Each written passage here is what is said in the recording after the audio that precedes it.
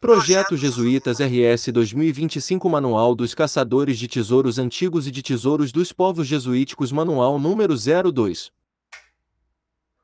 Nosso manual de tesouros, e dedicado a todos os caçadores de tesouro, que têm como hobby andar e pesquisar por vales e montanhas e areias desérticas em penhascos enfrentando áreas de difícil acesso para tentarem redescobrir um pedacinho da história e tentar desvendar mais histórias para ver se desta vez uma nova experiência sobrenatural será vivida ou conseguiremos o tão sonhado e buscado tesouro que muitos dedicam anos de suas vidas, mas com este conhecimento descrito em nosso manual em sua vida de caçador de tesouros, irá mudar o seu conhecimento, que antes era limitado a uma história fictícia. Depois de conhecer nosso conteúdo, suas caçadas nunca mais serão as mesmas, mas sim cada vez mais misteriosas e cheias de descobertas. E um novo jeito de procurar tesouro e achar eles, pois vão saber aonde estão localizados, como foram guardados, por quê e por quem. Isso muito tempo foi nos ocultado, a verdade nunca antes revelada. Vamos falar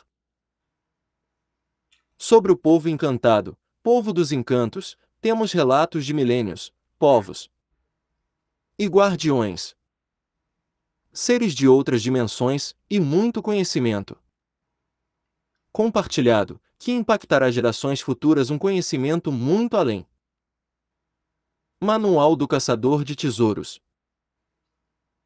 Do que nos foi passado pelos nossos antecessores, mudando totalmente a perspectiva de uma verdadeira caçada de tesouro, tesouros deixados pelos povos antigos, Mucra, Mouras, Maias, egípcios antigos, pré-incaicos, incas, otomanos, bizantinos, jesuítas, gnomos, duendes, indígenas, povo encantado, povos dos encantos, templários, piratas, povo da antiga Grécia, romanos, gens, povo gentil Huntsman. Este manual é dedicado a todos meus conhecidos e caçadores de tesouro, aos inscritos no canal, o qual contribuíram grandemente para sua confecção e incentivaram a nossa perseverança em prosseguir e trazer este estudo de campo que fizemos ao longo de mais de 5 anos de pesquisa. Este será uma grande contribuição na área de seu conhecimento sobre tesouros e povos desconhecidos, mas que através de nosso trabalho serão conhecidos e justificarão muitas dúvidas e lacunas de nossa história, pois tem em parte uma grande contribuição na nossa história que antes nunca nos havia sido contada, devido à falta de registros históricos, nos deixando muitas lacunas. Abordaremos sobre diversos assuntos: o significado de animais na área do tesouro, os tipos de sinais deixados por cada um, significado de vários tipos de símbolos, e a qual povo cada símbolo realmente pertence. Cada marcação existente tem um significado e uma época. Há uma distorção muito grande sobre símbolos ditos como templários e jesuíticos e na realidade pertencerem a vários outros povos e várias décadas e séculos de diferença entre um e outro, diferenças de povos e períodos de habitação entre eles. E temos muitas lacunas históricas, entre períodos e fatos acontecidos no passado, mas neste material vamos trazer alguns fatos antes nunca relatados na história de nosso continente sul-americano. Nosso livro manual foi todo baseado em sua maioria em estudos em campo, e a maioria das imagens utilizadas são de tesouros e marcações encontradas por nossa equipe em loco durante nossas expedições. Todos os materiais continuam em seu local de origem, ou seja, foram apenas documentados em imagens, pois existem achados que devem permanecer em seu local, para sua preservação como sítio arqueológico. Muito pouco material foi reunido na internet, apenas algumas imagens as quais ainda não as encontramos em campo, mas a eficiência de nossas interpretações chega a 99,9% de eficácia.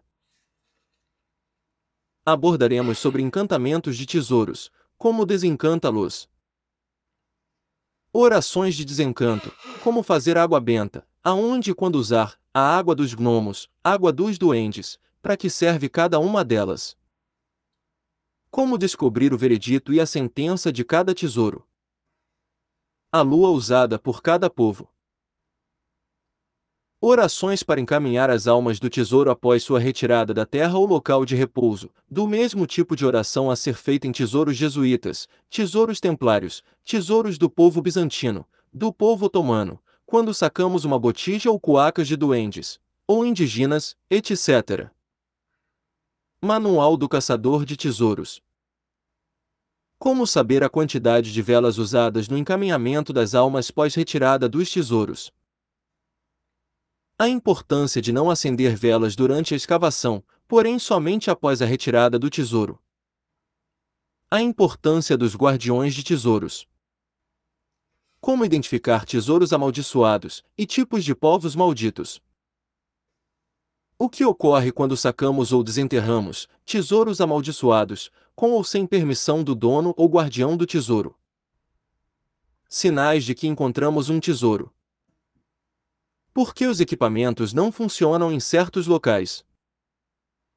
Quais os tipos de tesouros que não conseguimos encontrar com detectores de metais?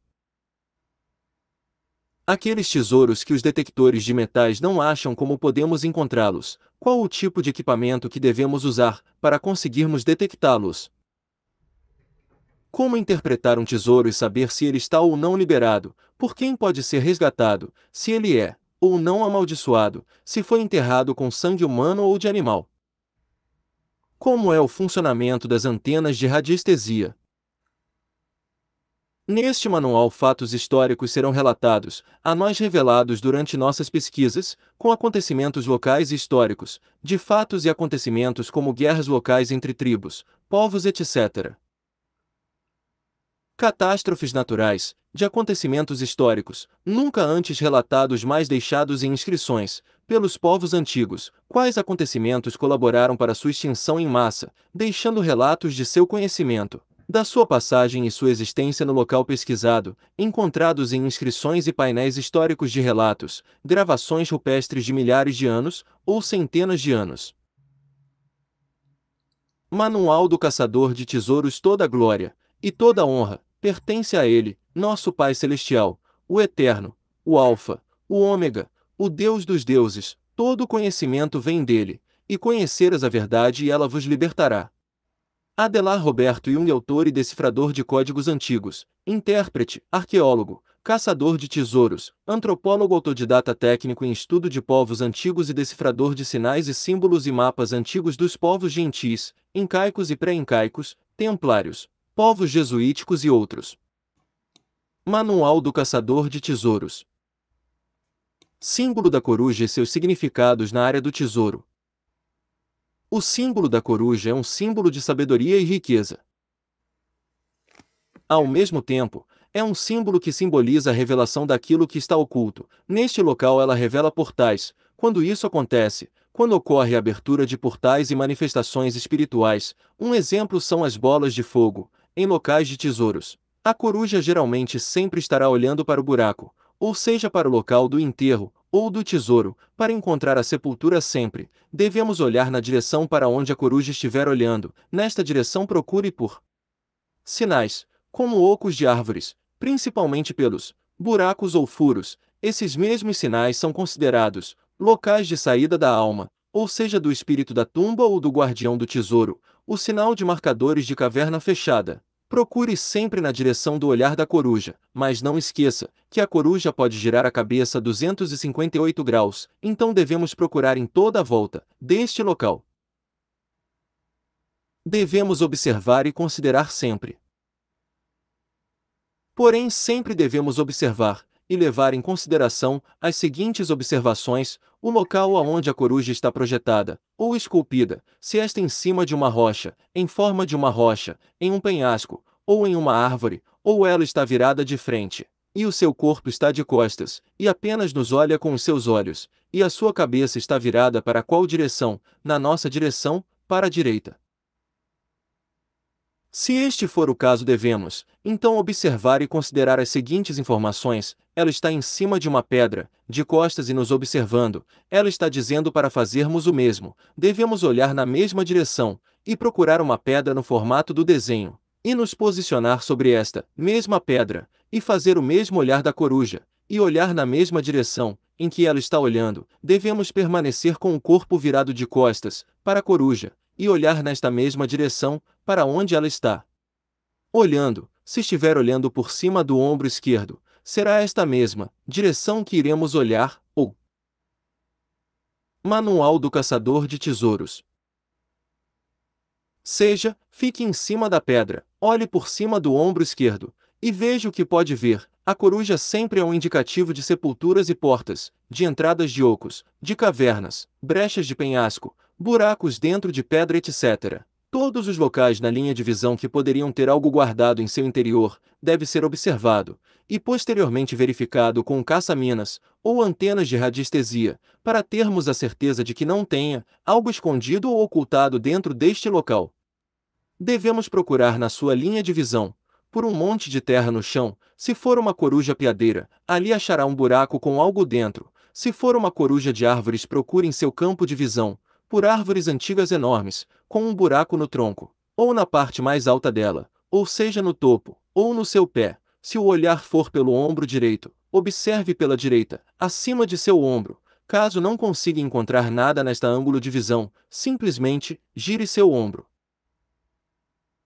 direito ou esquerdo até alinhar na mesma direção do centro do olhar da coruja, como se você estivesse em seu campo de visão, porém de lado. Aí volte a observar o local, ao derredor da sua visão, olhe para ambos os lados. Quando enxergar o que busca, o seu olhar será puxado como um ímã, aí terá a certeza de onde deve ir, para confirmar com o detector e depois cavar.